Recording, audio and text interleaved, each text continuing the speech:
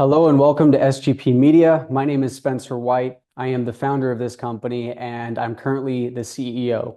Basically, I've gotten to the point now where there's too much work for me.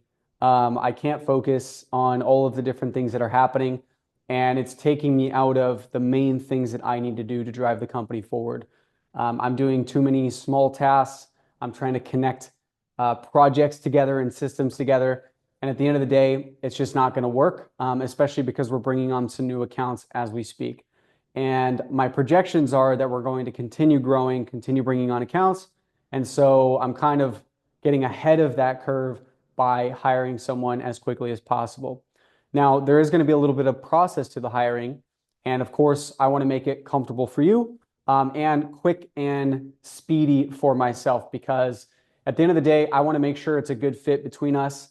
The longest team member we ever had work with us was over 8 years. And I'm sure she could say and tell you directly, she just unfortunately moved on to a different opportunity because she was doing all of our back end systems and stuff. She was not an executive assistant. And so in that case, I kind of understand. She got a way better opportunity with a really big company. And we even encouraged her. We're like, you should take that. And she did. And so that was our back end systems person. What I'm looking for is an executive assistant who can eventually, if they want to, kind of graduate into an operator or an integrator, which I'll share more of that with you in a moment. So with that said, there's a little bit of a flow that we're going to go over here. Again, you're not just going to be an admin. So the executive assistant that we're looking for is not just like an admin position, but rather someone who's going to be involved in every single aspect of the company. I mean, everything from project management to talking to the clients to planning internal systems for us. And I want to share one thing with you very quickly as well. First off, this is what we're going to be going over here, okay? So we're going to be going over this executive assistant role. This is the preview mode of the form that you're going to be filling out. So you're going to be watching this video as part of this process, and then you're going to be viewing this for our document. Anyway, it's actually a very short form.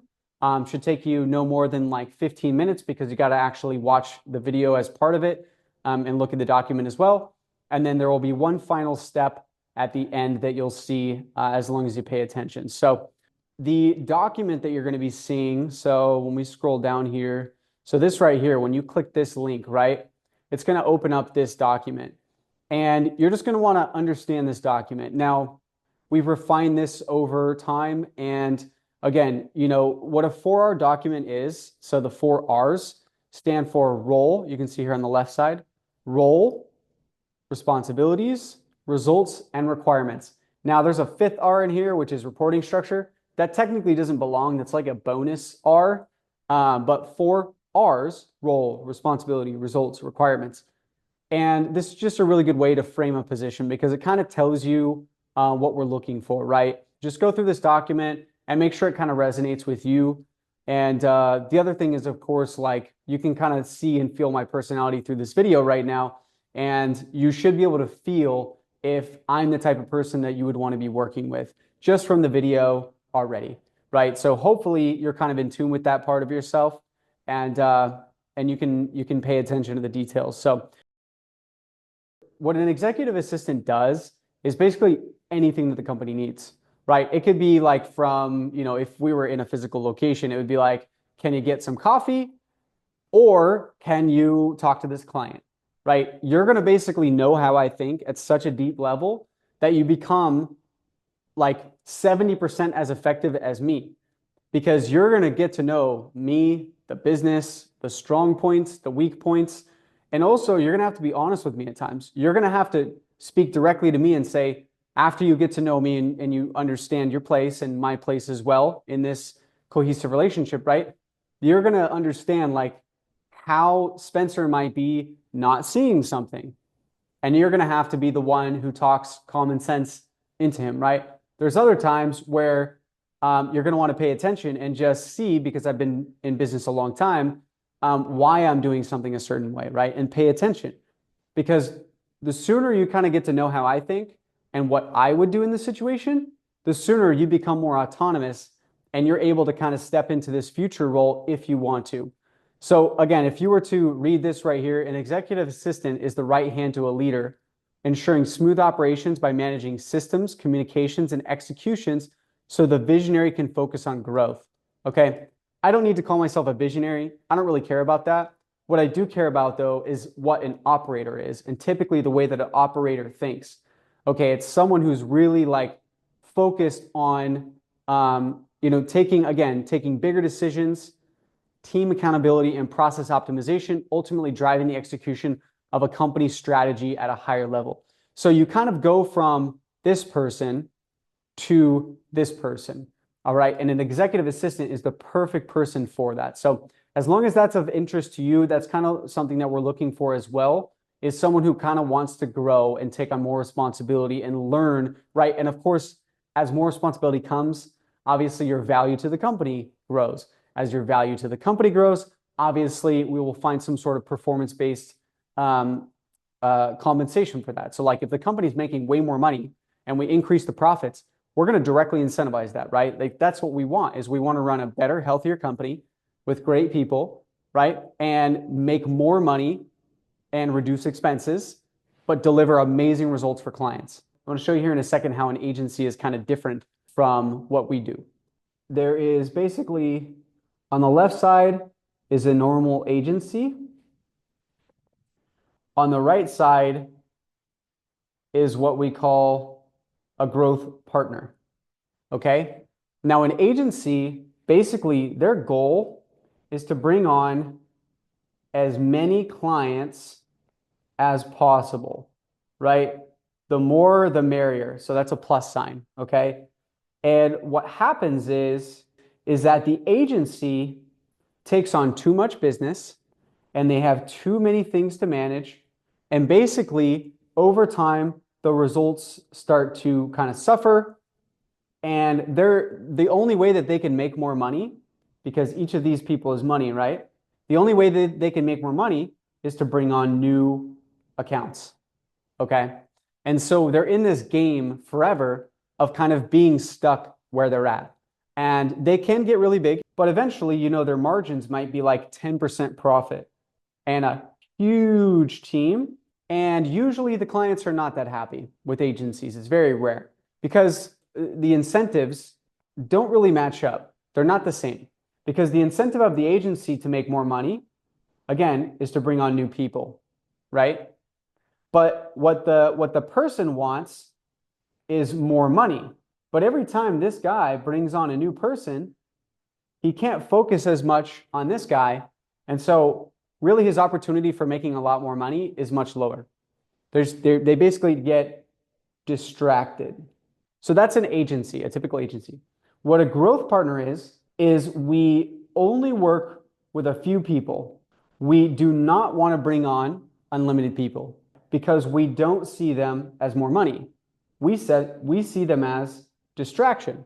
So what we do is we take a percentage of everything that we grow with these companies. So the more money I make them, the bigger the percentage, right? The more money we make. And as long as you're cool with that, is focusing on only a couple key clients, then we're happy because we're not distracted. We're not distracted. The clients are happy because they're making more money. And again, we're happy also because we are directly incentivized to work with them. And so the companies grow like this instead of like that. Does that make sense? So that's what we're looking at. And that's essentially what a growth partner is. So limited clients. For example, we take on only 10, no more. An agency wants like 50 clients plus. We want like 10. That's it. Right now, for example, we have 6. Even 6 right now is a lot. So that's why we're bringing on an executive assistant, for example. Yeah, that's the model. That's kind of how it works. And hopefully that is a good explanation for you and you kind of understand why we're bringing on an executive assistant right now. So yeah, I hope this was super helpful. At the end of the day, I just want this to make sense for somebody. So we'll talk about pay and things like that when we have a discussion. It's going to kind of depend on where you're at in the world, your experience, and all of that stuff. Hey, I realize I forgot to mention something that's kind of important. What the heck do we even do for our clients? So, for our growth partners, which is what we call them, we see them as business partners. We do not see them as clients. Essentially, what we help them do, many times when people come to work with us, what they're looking for is to make more money in their business. So, if they're making, let's just say, anywhere from 50,000 to 150,000 per month, it's very easy for us to make more money from ads, something with their sales team or system, or their operation in general, which usually has to do with their delivery or upselling or retaining their clients. So there's many things that we can do. This is why we're not a normal agency, because a normal agency might just like do Facebook ads.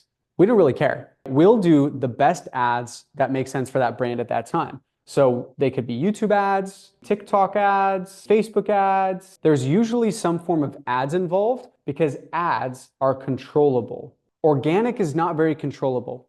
Now, we do want the companies to do organic. Organic makes us all happy because it makes sales easier. So there's many things that we're doing. Basically, what it means is that we are setting up CRM systems. We're involved in content plus ads, which sometimes means scripting, which these days is getting a little bit faster and a little bit easier just because we can use AI frameworks that we've developed. AI in general, like ChatGPT, is not very good alone, just like trying to use it directly. But if you develop frameworks with it, it can be very good. We're messing with data. We might be, again, training sales people. Now, we don't really want to do that. Normally, we'd want a third party to do that. It's also really good when the client has a copywriter or is a copywriter, okay? We can just move way faster because there's a dedicated person to finding the best hooks and angles for us to test. So in the best case scenario, we want to be running ads because it's super, super scalable. And that's the whole focus. That's the whole intention here. But we do end up consulting them. We do end up guiding them to hire other coaches if they need to learn mindset. A lot of the times, to be honest with you, the business is stuck because of the business owner. And so in a weird way, we're kind of horse betting. We're kind of like betting on which of these companies is going to be the best company, make the most money, take the most action. And if we give their salespeople opportunity, are they going to be able to capitalize on it? So anyway, I wanted to add that part because it's kind of important. Like, what do we actually do? That's what we actually do. So we meet with our clients typically once a week. Our Mondays and Tuesdays are usually the days that we're meeting with them, like pretty heavily. Mondays and Tuesdays are just like full of meetings going on in the company from,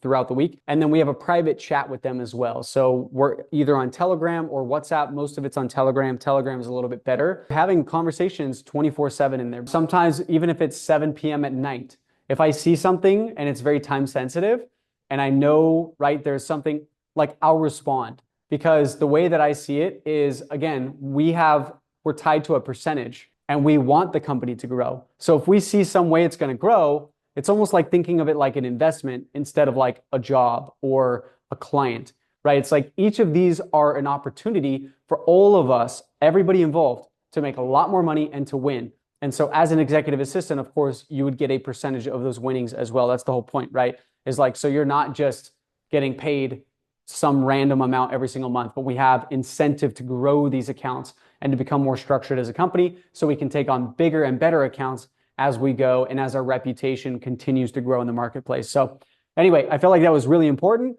And now you can go back and watch past Spencer in 3, 2, 1, continue. I look forward to speaking with you after you fill everything out. And by the way, again, reminder, pay attention to that last step because it's an important one. Thank you so much. I look forward to meeting with you and speaking with you, and cheers. Have a great day.